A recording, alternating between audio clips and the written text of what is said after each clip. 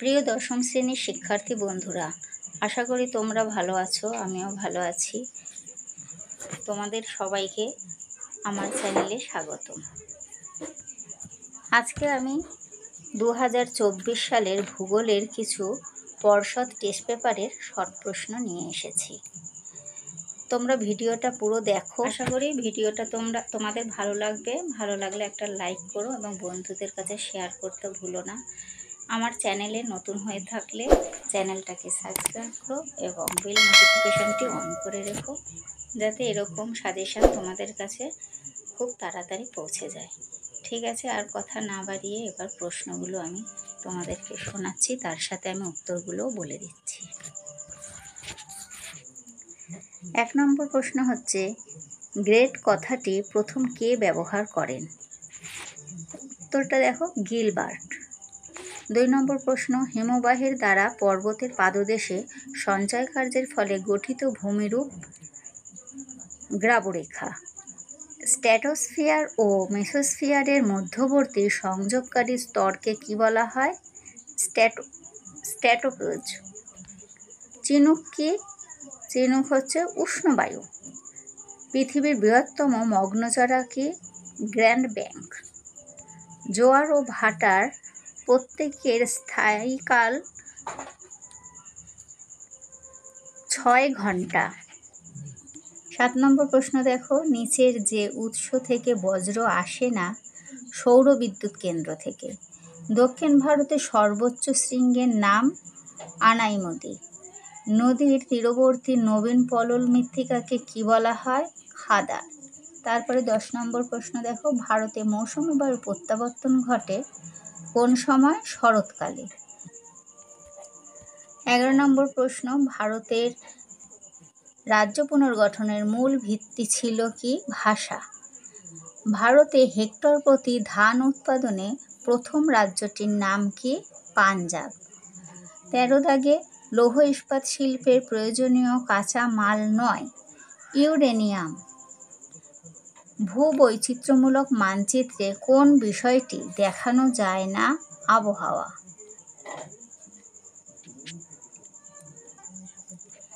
তারপরে দেখো 2 দাগের প্রশ্নে কি বলেছে? নিম্নলিখিত বাক্যগুলি শুদ্ধ হলে সু এবং অশুদ্ধ হলে অ লেখো, আর যে কোনো 6টি করতে বলেছে। কিন্তু এই শুদ্ধ অশুদ্ধ সেই জায়গায় কিন্তু যদি সত্য মিথ্যা থাকে তাহলে কিন্তু তোমরা সত্য মিথ্যাই লিখবে, আর যদি শুদ্ধ অশুদ্ধ থাকে তাহলে কিন্তু শুদ্ধ অশুদ্ধই লিখবে।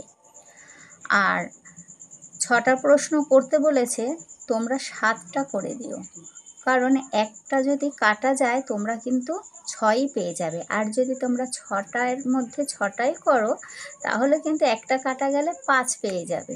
সেই কারণেই তোমরা কিন্তু 7টা করে দেবে। এবার দেখো 2 দাগের 1 নম্বর প্রশ্ন কি বলেছে? পলল বেজনী নদীর নিম্ন গতিতে গড়ে ওঠে। এটা সঠিক। তাহলে এটা সঠিক নয়, এটা অশুদ্ধ।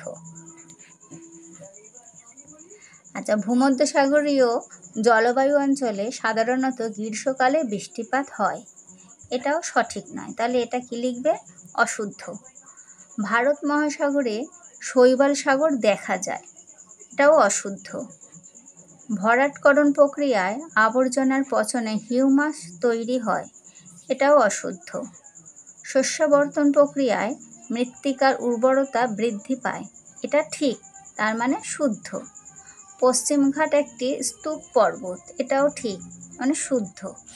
পৃথিবী পৃষ্ঠের ওপর অবস্থিত কোনো বস্তুকে স্পর্শ না করে তার সম্পর্কে তথ্য আহরণকে কি বলে? দূর সংবেদন বলে। এটাও ঠিক, এটা তো শুদ্ধ।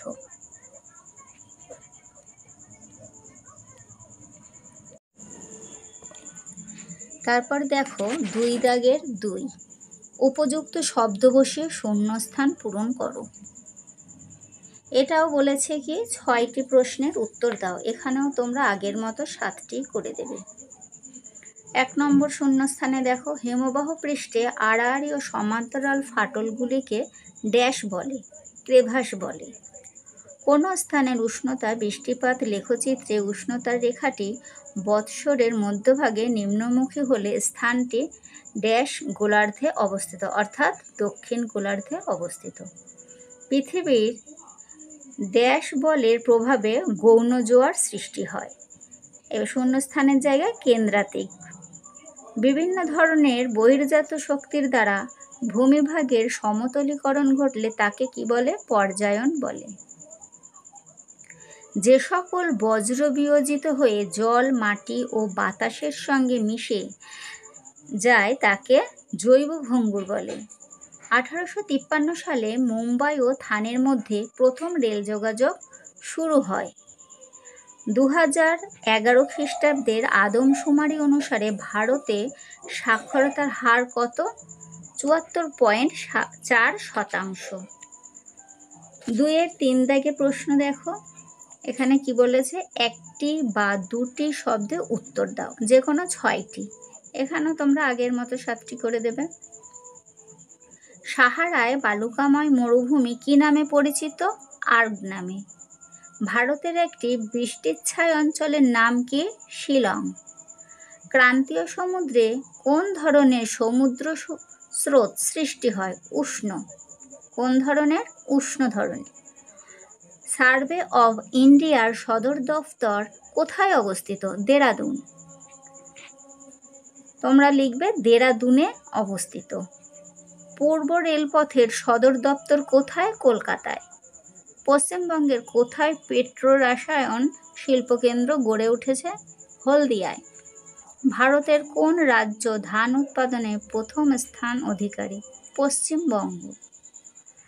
আচ্ছা, তারপর আছে কোন ঋতুতে কালবৈশাখীর সৃষ্টি হয়? গ্রীষ্ম ঋতুতে। তারপর আমরা 2-এর 4 দাগে কি পাচ্ছি? বাম দিকের সাথে ডান দিকগুলি মিলিয়ে লেখো। দেখো বাম দিক আর ডান দিক যে মেলাতে বলেছে, বাম দিকে তুমি 2.4.1 দিয়ে ওজোন গ্যাসের প্রাধান্য এরকম লিখবে। আমি এটা ক্রস ক্রস দিয়ে মিলিয়ে দিয়েছি, কিন্তু তোমরা কিন্তু বাম দিক আর ডান দিক লিখে এইরকম 2.4.1 এই দাগ নাম্বারটা দিয়ে ওজোন গ্যাসের প্রাধান্য লিখে এটার সঙ্গে কোনটা মিলেছে দেখো, 3 দাগেরটা মিলেছে, স্ট্র্যাটোস্ফিয়ার। 3 দাগ দেবে ডান দিকে, 3 দাগ দিয়ে ওই স্ট্র্যাটোস্ফিয়ারটা লিখে দেবে। এই রকম একইভাবে করবে। 2.4.2 এরকম দাগ নাম্বার দিয়ে ইক্ষু গবেষণাগার লিখে কার সাথে মিল করেছি আমি? লখনৌ। 4 দাগ দিয়ে ওই লখনৌ লিখে দেবে। তারপর রেলের বগি নির্মাণ কেন্দ্র পেরাম্বুর। বৃহত্তম মোটর গাড়ি নির্মাণ কেন্দ্র গুড়গাঁও। এইভাবে দাগ নাম্বার দিয়ে খাতা পরিষ্কার পরিচ্ছন্ন করে লিখবে। আমি তো শর্টে এইভাবে ক্রস ক্রস করে দেখিয়ে দিয়েছি, তোমরা কিন্তু এইভাবে করবে না। তোমরা যত খাতা পরিষ্কার রাখবে, যে খাতা দেখবে তার দৃষ্টি আকর্ষণও করবে, নাম্বারটাও তোমরা ভালো পাবে। আচ্ছা, আজকে এই পর্যন্তই রইল। আবার নেক্সট দিন আর একটা চ্যাপ্টার নিয়ে আসবো।